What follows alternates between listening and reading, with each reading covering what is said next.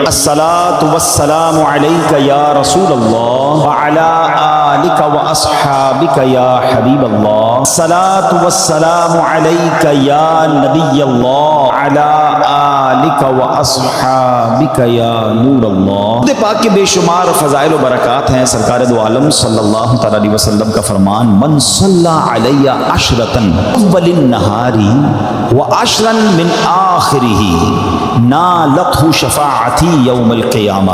آقا فرماتے جس نے 10 بار دن کے ابتدائی حصے میں اور 10 بار دن کے آخری حصے میں درود شریف پڑھا، روز قیامت میری شفاعت پا لے گا۔ 10 بار درود پاک صبح، 10 بار شام، کتنی دیر لگتی ہے درود پاک پڑھنے میں؟ انعام کتنا بڑا ہے۔ کاش یہ بات سمجھ آ جائے اور نبی پاک کی اللہ کرے ہمیں شفاعت بھی نصیب ہو جائے۔ صلو علی الحبیب صلی اللہ تعالی علی محمد صلی اللہ علیہ وسلم۔ اسلامی تاریخ کے بڑے امپورٹنٹ، بڑے ہی امیزنگ واقعات اس دن ہوئے ہیں۔ ہسٹوریکل ڈیز آتے ہیں، وہ عاشورہ کا دن ہے کہ حضرت آدم علیہ نبینا علیہ الصلوۃ والسلام کی جو توبہ قبول کی گئی وہ دن 10 محرم الحرام کا تھا۔ حضرت آدم کی جو پیدائش ہوئی، دا برتھ ڈے آف سیدنا آدم علیہ الصلوۃ والسلام، وہ بھی 10 محرم۔ اسی دن انہیں جنت میں بھی داخل کیا گیا۔ اسی دن عرش، کرسی، آسمان، زمین، سورج، چاند، ستارے اور جنت کو پیدا کیا۔ آپ سوچئے کہ بیسکس آف دا ورلڈ جو ہیں وہ 10 محرم والے دن پیدا کیے گئے۔ سیدنا ابراہیم علیہ الصلوۃ والسلام خلیل اللہ ہیں، آپ کا جو برتھ ڈے ہے، آپ کی بھی جو پیدائش کا دن ہے وہ بھی 10 محرم الحرام ہے۔ پھر اسی طرح اسی دن حضرت ابراہیم علیہ الصلوۃ والسلام کو جو آگ سے نجات ملی تھی، جو آگ گلزار بنی تھی، وہ بھی 10 محرم کا دن تھا۔ یہی وہ دن تھا جب حضرت موسیٰ علیہ نبینا علیہ الصلوۃ والسلام اور آپ کی امت کو نجات ملی اور فرعون اپنی قوم سمیت غرق ہوا۔ حضرت سیدنا عیسیٰ روح اللہ علیہ نبینا علیہ الصلوۃ والسلام کی جو پیدائش ہے وہ بھی 10 محرم الحرام کو ہوئی۔ جو حضرت عیسیٰ علیہ الصلوۃ والسلام کو آسمانوں پر اٹھایا گیا ناظرین، that was also the day of عاشورہ، وہ بھی دن 10 محرم الحرام کا تھا۔ حضرت نوح علیہ الصلوۃ والسلام کے زمانے کے طوفان کو کون نہیں جانتا، مگر اس طوفان سے جو فارغ ہونے کے بعد ان کی کشتی کوہ جودی پر ٹھہری تھی، وہ دن بھی 10 محرم الحرام کا تھا۔ حضرت سلیمان علیہ الصلوۃ والسلام کی بادشاہت پوری دنیا میں مشہور ہے، مگر جو یہ بادشاہت، یہ ملک عظیم آپ کو جو عطا کیا گیا، وہ دن بھی 10 محرم الحرام ہے۔ حضرت یونس علیہ الصلوۃ والسلام کا واقعہ، جو مچھلی کے پیٹ میں آپ گئے، کتنا مشکل وقت آپ نے گزارا، مگر جو مچھلی کے پیٹ سے نکلنے والا دن تھا، یعنی اس مصیبت سے نجات کا جو دن تھا، وہ دن بھی 10 محرم الحرام ہی کا تھا۔ حضرت یعقوب علیہ الصلوۃ والسلام کی بینائی کا جو ذوف دور ہوا، آپ کی جو بینائی کم ہو گئی تھی اور جو پھر اللہ پاک نے اپنے کرم سے، وہ دن بھی 10 محرم الحرام کا تھا۔ حضرت یوسف علیہ الصلوۃ والسلام کی ہسٹری جنہوں نے پڑھی ہے انہیں معلوم ہے کہ آپ کو گہرے کنویں میں ڈال دیا گیا تھا، مگر اس گہرے کنویں سے جو نکالا گیا وہ دن بھی 10 محرم الحرام کا تھا۔ حضرت ایوب علیہ الصلوۃ والسلام کے صبر کو، آپ کی تکلیف کو، آپ کی بیماری کو آپ جانتے ہوں گے، آپ نے پڑھا ہوگا کہ ان کے ساتھ کتنی پرابلمز تھی، مگر اس تکلیف کو جو دور کیا گیا وہ دن بھی 10 محرم الحرام تھا۔ ناظرین، دنیا میں بارش جو ہے وہ ہماری لائف کا سبب ہے۔ پانی کی ایک ہی سورس ہے جو اوپر سے اللہ کی رحمت سے برستی ہے، اور وہ بارش دنیا میں جو سب سے پہلی نازل ہوئی وہ دن بھی 10 محرم الحرام کا تھا۔ یہ بھی یاد رہے کہ اس 10 محرم الحرام کا روزہ پچھلی امتوں میں مشہور تھا، اور یہاں تک کہا گیا کہ اس دن کا روزہ ماہ رمضان کے روزوں سے پہلے فرض تھا، پھر اسے منسوخ کر دیا گیا۔ یہ تقریباً میں نے آپ کو 24 واقعات، انسیڈنٹ اور ایونٹس بتائے جو اس دن ہوئے، اور 25واں پھر وہ واقعہ امام علی مقام، امام عرش مقام، امام تشنا کا، امام حسین رضی اللہ عنہ اور آپ کے رفقا کو بھوکا پیاسا رکھ کر کربلا کے میدان میں جو شہید کیا گیا، وہ دن بھی 10 محرم الحرام۔ تو یہ ہے 10 محرم کا دن۔ یہ دن گھومنے پھرنے کا دن نہیں ہے، لوگ پکنک منانے جاتے ہیں، چھٹیاں مل گئیں اب ذرا آپ گھومنے پھرنے جا رہے ہیں۔ یہ بڑا ہسٹوریکل ڈے ہے، یہ عبادت کا دن ہے، اللہ کو یاد کرنے کا دن ہے۔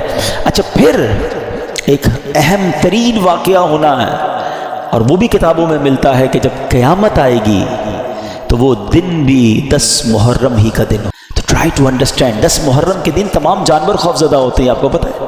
ہمیں نہیں پتہ ہوتا، انسان تو گھوم پھر رہا ہوتا ہے کہ ان کو یہ خوف ہوتا ہے کہ کہیں قیامت نہ آ جائے، لیکن ہمیں یہ احساس ہونا چاہیے۔ اور پھر اسی دن وہ واقعہ ہوا کہ 1400 سال کے قریب وقت گزر گیا ہے کہ امام علی مقام، امام عرش مقام، امام تشنا کام، امام حسین رضی اللہ تعالیٰ عنہ اور ان کے رفقا کو کس بے دردی سے اس کربلا کے میدان میں پیاسا شہید کیا گیا۔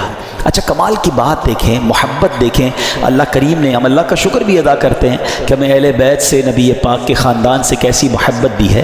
ہم میں سے کئیوں کے والدین کا انتقال ہو گیا ہے، ماں سے بڑھ کر تو کوئی نہیں نا، والد سے بڑھ کر تو کوئی نہیں، لیکن جیسی تکلیف ان کے انتقال کے وقت ہوئی تھی 2-3 سال 4 سال میکسیمم 5-7 سال کے بعد وہ تکلیف نہیں ہوتی ہیں، وہ تکلیف نہیں ستاتی، مگر 1400 سال ہو گئے ہیں۔ جب بھی کربلا کا واقعہ سنتے ہیں، جب بھی امام حسین اور ان کے خاندان کی مظلومیت سنتے ہیں تو آنکھوں میں آنسو آ جاتے ہیں، دل تڑپنے لگ جاتا ہے کہ یہ کیا کیا تھا ان لوگوں نے۔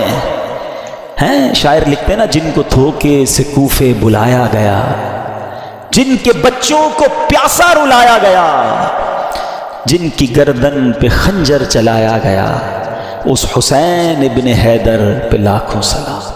یہ ایسا عجیب واقعہ ہوا ہے کہ آج بھی جب سنتے ہیں، پڑھتے ہیں تو عقل حیران ہو جاتی ہے۔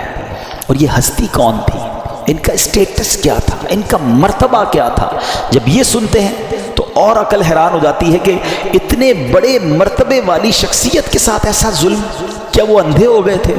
کیا انہیں سمجھ نہیں تھی کہ ہم کن پر یہ ظلم کر رہے ہیں؟ امام حسین رضی اللہ تعالیٰ کے مرتبے کو سمجھنے کے لیے میں آپ کو ایک واقعہ سناتا ہوں۔ ایک بار نبی پاک علیہ السلام کی گود میں پیارے آقا کے اپنے صاحبزادے حضرت ابراہیم رضی اللہ تعالیٰ عنہ ہیں اور امام حسین رضی اللہ تعالیٰ عنہ۔ جبریل امین آئے اور عرض کرتے ہیں حضور اللہ تعالیٰ ان دونوں کو آپ کے پاس جمع نہیں فرمائے گا، ایک ان دونوں میں سے یعنی دنیا سے چلے جائیں گے، اب آپ ڈیسائیڈ کریں۔ یہ اختیار دیا گیا کہ آپ کے اپنے بیٹے یا آپ کے نواسے کس کو رکھنا چاہیں گے؟ نبی پاک نے گویا امام حسین کو سلیکٹ کیا۔ کچھ ہی دنوں کے بعد پیارے آقا کے صاحبزادے حضرت ابراہیم کا وصال ہو گیا اور نبی پاک امام حسین کو کہا کرتے تھے یہ وہ میرا بیٹا ہے جس کے لیے میں نے اپنے بیٹے کو قربان کیا ہے۔ لیول آف لو سوچیں کتنا تھا، افیکشن کیسی تھی کہ اپنا بیٹا قربان کر دیا امام حسین رضی اللہ تعالیٰ عنہ پر۔ میرے آقا فرمایا کرتے حسین مجھ سے ہے اور میں حسین سے ہوں۔ کبھی کاندھے پر بٹھانا ہے، کبھی گود میں اٹھانا ہے، کبھی چومنا ہے، کبھی کہتے یہ میرے پھول ہیں، بالکل لٹرلی میرے آقا پھولوں کی طرح انہیں سونگا کرتے تھے۔ امام حسن اور امام حسین کا مرتبہ وہ ہے۔ سیدی اعلیٰ حضرت لکھتے ہیں نا، ان دو کا صدقہ جن کو کہا میرے پھول ہیں، کیجئے رضا کو حشر میں خندہ مثال گل۔ حضور ان دو کا صدقہ جن کو آپ نے پھول کہا تھا۔ ایک اور جگہ سیدی اعلیٰ حضرت گویا اس پورے خاندان کو، پنجتن پاک کو ایک باغ کی طرح سمجھاتے ہیں ہمیں۔ کیا بات رضا اس چمنستان کرم کی، کیسا چمن تھا، کیسا کرم کا باغ تھا۔